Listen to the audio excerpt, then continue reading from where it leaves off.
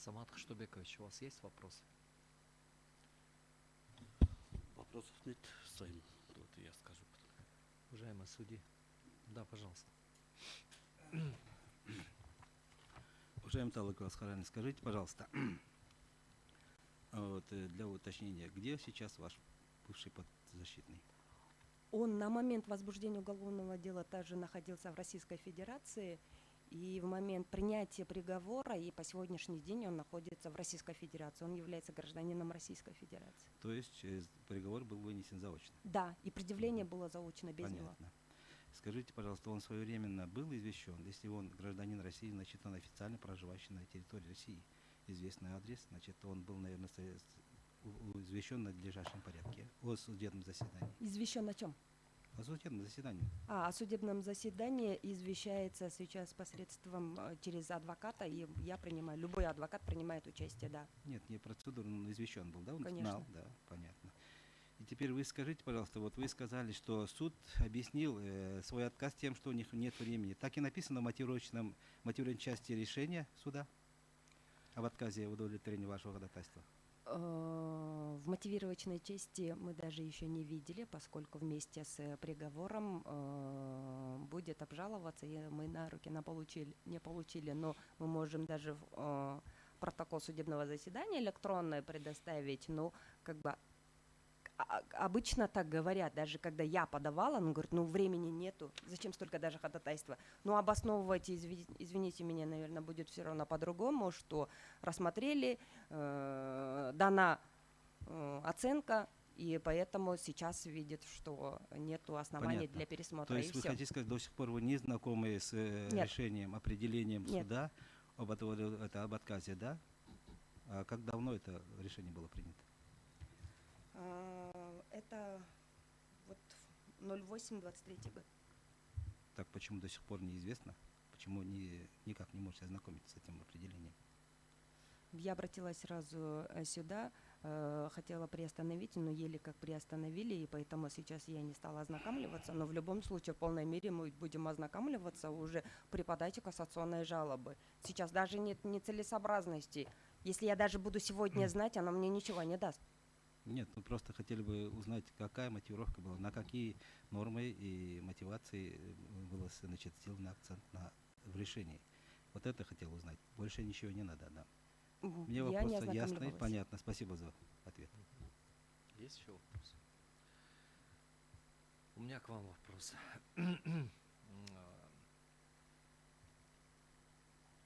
Вы, наверное, знакомились, да, вообще с решениями органа конституционного контроля вот по вопросам промежуточных определений? Или не знакомы? Вообще. Вообще, да? Да. В целом. Вы знакомы Да. с предыдущими решениями? Ну, в частности, Конституционной палаты Верховного суда по этому вопросу. Вы знакомы, да? Именно по вот этому вопросу нет, я не знакома. да? Вообще, да. Вообще, да. У меня в связи с этим вопрос. Вы приводите конкретные факты, которые произошли в процессе вот рассмотрения вашего дела, да? Конституционный суд, вы прекрасно знаете, что рассматривает вопросы права, да?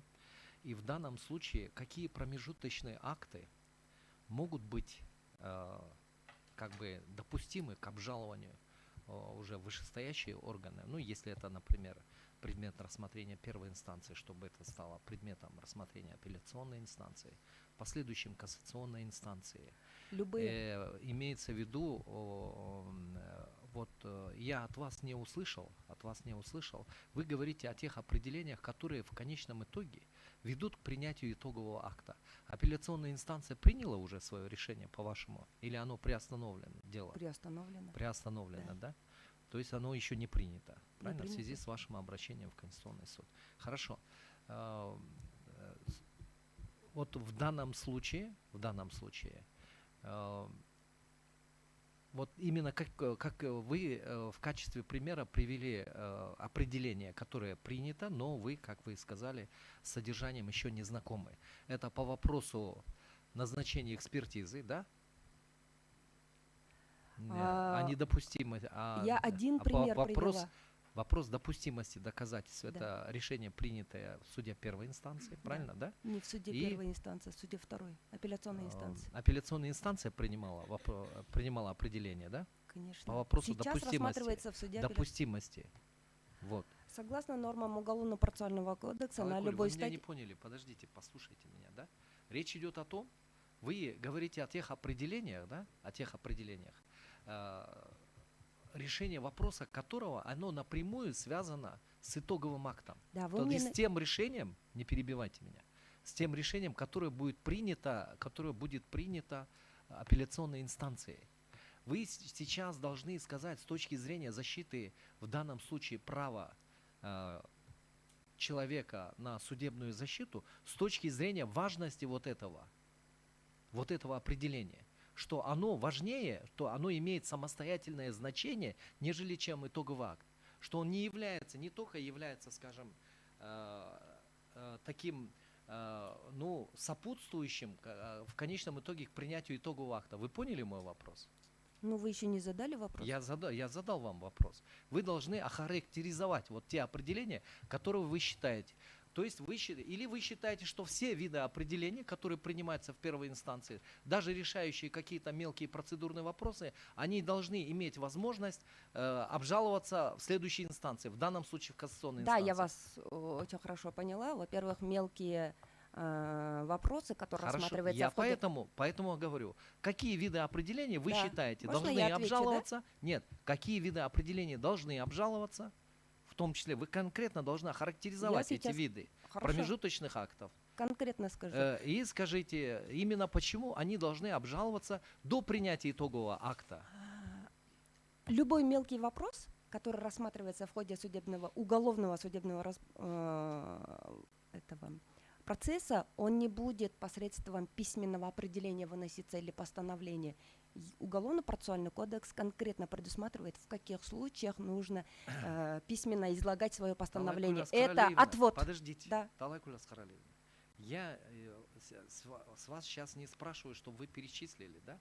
Я от вас хочу услышать ваши обоснования конкретных определений, которые имеют самостоятельное Я её значение. Нет, вы сейчас хотите мне перечислить все виды промежуточных актов, которые принимаются в суде в процессе Может, вы меня рассмотрения послушаете, дела. потом уже скажете. Нет, Вы же я не знаете, не- что я хочу сказать. Нет, я не знаю, что вы хотите Вот сказать. вы же не знаете, поэтому как вы можете Хорошо, знать, но- о чем я буду говорить? Я уже услышала, уже вы говорите Вы просто о том скажите любое определении, определение. Там есть письменные определения, письменные постановления, которые издается на основании ходатайства.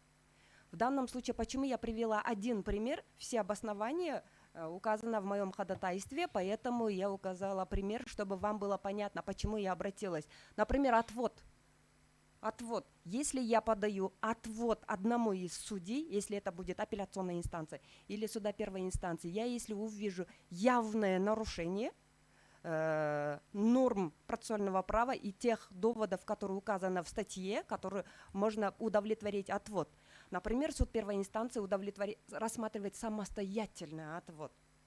И он, зная, отказывает мне в удовлетворении отвода. Если у него есть субъективное мнение, он до конца будет рассматривать и будет выносить приговор. И, конечно, он будет влиять на итоговое рассмотрение данного уголовного дела, и будет приговор уже обвинительный, уже заранее человек даже будет знать. И, конечно, если у кого есть свое субъективное, например, мнение, суду, если не отвести сегодня, в следующий раз у подсудимого будет появляться хотя бы возможность защищать свои права и интересы.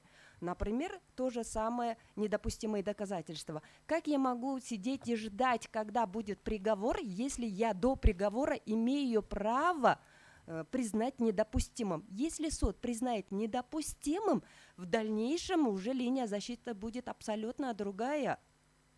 И, конечно, он будет влиять на итоговое принятое решение, то есть к приговору, каким будет этот приговор. Поэтому вот эти определения, которые будут издаваться в письменном виде в ходе судебного заседания, они должны быть рассмотрены вышестоящим судом.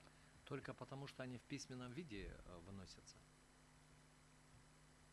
определения Да. не протокольные, а вы имеете в виду в письменном Конечно. виде отдельно. Вы Да, имеете в виду вот ваши Не протокольное, а именно письменное определение, что постановление, значит да? все виды определений, Все виды определений, которые выносятся, рассматриваются, то есть отдельно в совещательной комнате выносятся письменные определения, вот все они должны Да. иметь возможность обжаловаться до вынесения итогового акта, правильно? Да. Вот чего ответа я от вас добивался.